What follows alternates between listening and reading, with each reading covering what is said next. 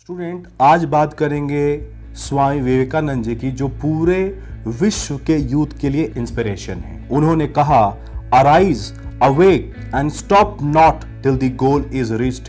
ये मंत्रा हमेशा से युवाओं के लिए एक मोटिवेशन का काम करती है और हमेशा उनको अपने लक्ष्य की ओर अग्रसर करती है। अब हम बात करते हैं स्वामी विवेकानंद जी के जीवन काल का। उनका जन्म हुआ था जनवरी 12, 1863 on the occasion of Makar Sankranti.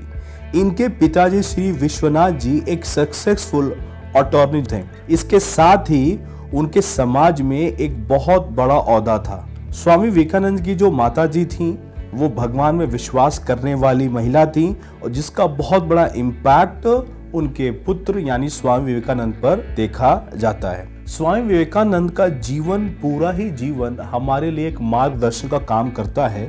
उन्होंने कहा कि अगर नवयुवक इस समाज में कुछ बदलाव करना चाहते हैं तो उनको शारीरिक और मानसिक रूप से फिट रहना पड़ेगा, क्योंकि एनर्जी से ही वो किसी कार्य को कर सकते हैं। उन्होंने आगे चल के ये भी कहा कि जीवन में जो एम, जो टारगेट निर्धारित करते हो उसको बार बार सोचो, उसका सपने देखो, उसको जीना शुरू करो, तभी जाकर आप सफलता को प्राप्त कर सकते हो।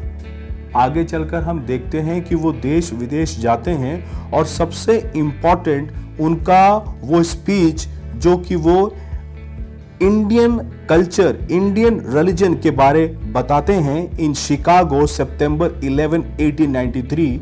उनका वो स्पीच हमेशा यादगार रहेगा, जहां पर उन्होंने एक यूथ को एक मैसेज दिया, एक पावर दिया, एक अंडरस्टैंडिंग दी। और उन्होंने उसी स्पीच में बताया कि भारत एक ऐसा देश है जहां पर हर धर्म, जाति और सोच के लोग बड़े आराम से रह सकते हैं। राइट?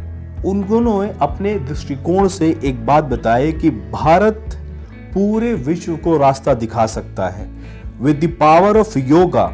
और भारत में जो एनर्जी उसके स्पिरिचुअलिज्म से आती है तो उसके यूथ पूरे विश्व पटल पर एक मार्गदर्शक का काम कर सकते हैं। लेकिन उन्होंने यूथ से एक आशा बांधी कि आपके अंदर मसल्स ऑफ आयरन या नर्व्स ऑफ स्टील होना चाहिए, आपके अंदर फिटनेस होनी चाहिए, आपके अंदर एनर्जी होनी चाहिए और अपने गोल को पाने का एक दृढ़ विश्वास होना चाहिए। शायद इन्हीं वो सब क्वालिटीज के वजह से ही स्वामी विवेकानंद जी को हमारे देश का यूथ आइकन माना जाता है। और 1984 गवर्नमेंट ऑफ इंडिया अब यूथ डे सेलिब्रेट करती है। तो जनवरी 12 एवरी ईयर हमारे देश में उनके बर्थ एनिवर्सरी को नेशनल यूथ डे का नाम माना जाता है। धन्यवाद।